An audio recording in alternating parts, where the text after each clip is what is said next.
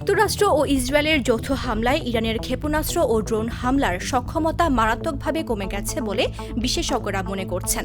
তবে একই সঙ্গে তারা বলছেন, ইরানের হাতে এখনও এমন সক্ষমতা রয়েছে যা দিয়ে উল্লেখযোগ্য ক্ষতি করা সম্ভব। শনিবার হোয়াইট হাউস এক বিবৃতিতে দাবি করে, ইরানের ব্যালিস্টিক ক্ষেপণাস্ত্র সক্ষমতা কার্যত ধ্বংস হয়ে গেছে। তাদের নৌবাহিনী যুদ্ধ অকার্যকর হিসেবে বিবেচিত হচ্ছে এবং ইরানের আকাশসীমায় সম্পূর্ণ ও নিখুঁত নিয়ন্ত্রণ প্রতিষ্ঠা করা হয়েছে।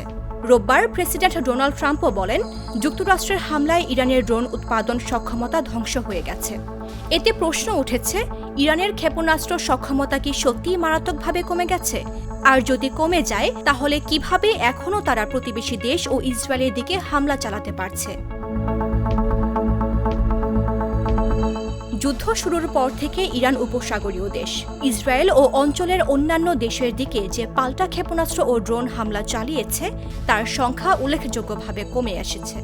যুদ্ধের প্রথম ২৪ ঘণ্টায় ইরান সংযুক্ত আরব আমিরাতের দিকে ১৬৭টি ক্ষেপণাস্ত্র ও ৫৪১টি ড্রোন নিক্ষেপ করেছিল।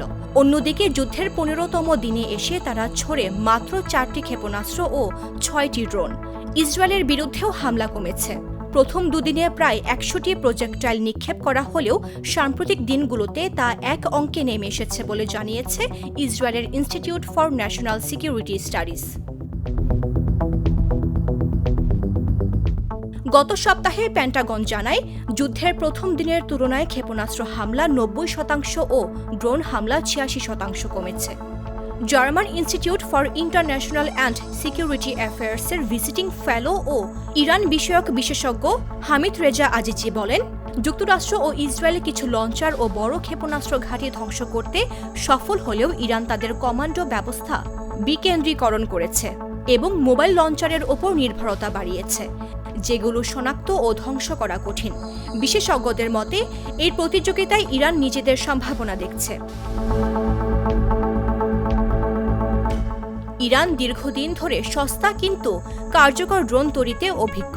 শাহেদ 136 ড্রোন সহজ কারখানায় দ্রুত ও বড় সংখ্যায় তৈরি করা যায় ও একসঙ্গে একাধিক ছোড়া সম্ভব, যার প্রতিরক্ষা ব্যবস্থা ভেঙে দিতে পারে। এই ড্রোনের গতি ঘণ্টায় মাত্র ১৮৫ কিলোমিটার হওয়ায় হেলিকপ্টার দিয়ে তা ভূপাতিত করা সম্ভব হলেও অনেক ক্ষেত্রেই তা যুক্তরাষ্ট্র ও উপসাগরীয় দেশের প্রতিরক্ষা ব্যবস্থাকে ফাঁকি দিয়ে লক্ষ্যবস্তুতে পৌঁছেছে। অন্যদিকে হরমুজ প্রণালীতে জাহাজে হামলার আশঙ্কায় শত শত জাহাজ স্থবির হয়ে আছে, যদিও সরাসরি হামলার সংখ্যা কম। যুদ্ধ শুরুর পর থেকে একটি সামুদ্রিক ট্যাঙ্কার ২০টি জাহাজ সংক্রান্ত ঘটনার তথ্য দিয়েছে। বিশেষজ্ঞরা বলছেন, এটি ইরানের অসম যুদ্ধ কৌশলের অংশ, যেখানে সামরিকভাবে শক্তিশালী যুক্তরাষ্ট্র ও ইসরায়েলের বিরুদ্ধে দুর্বল পক্ষ হিসেবে তারা অপ্রচলিত পদ্ধতি ব্যবহার করে গুরুত্বপূর্ণ অবকাঠামোগুলোতে আঘাত হেনে অর্থনৈতিক চাপ তৈরি করেছে। এরই মধ্যে তেহরান তেলের দাম ব্যারেল প্রতি $১০০ ওপরে ঠেলে দিয়েছে ও বৈশ্বিক বাজারে আতঙ্ক তৈরি করেছে। বাহরাইনের রাষ্ট্রীয় তেল কোম্পানি তাদের সরবরাহে ফোর্স ম্যাজর ঘোষণা করেছে এবং ইরাকের প্রধান দক্ষিণাঞ্চলীয় তেল ক্ষেত্র থেকে উৎপাদন ৭০% কমে গেছে।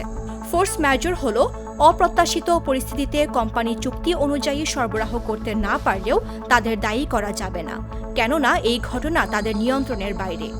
জনস হপকিন্স বিশ্ববিদ্যালয়ের আন্তর্জাতিক সম্পর্ক ও মধ্যপ্রাচ্য বিষয়ক অধ্যাপক ভ্যালি নাসর বলেন, যদি ইরান তেলের দাম বাড়িয়ে যেতে পারে তাহলে তা যুক্তরাষ্ট্রের ওপর এমন ক্ষতি ডেকে আনতে পারে যা ইরানে আমেরিকান বোমা হামলার ক্ষতির সমান বা তার চেয়েও বেশি। দুধার চকলেটে একাকার হয়ে ওঠা প্রাণ লেয়ার সম্পর্কের মিষ্টি ম্যাজিক।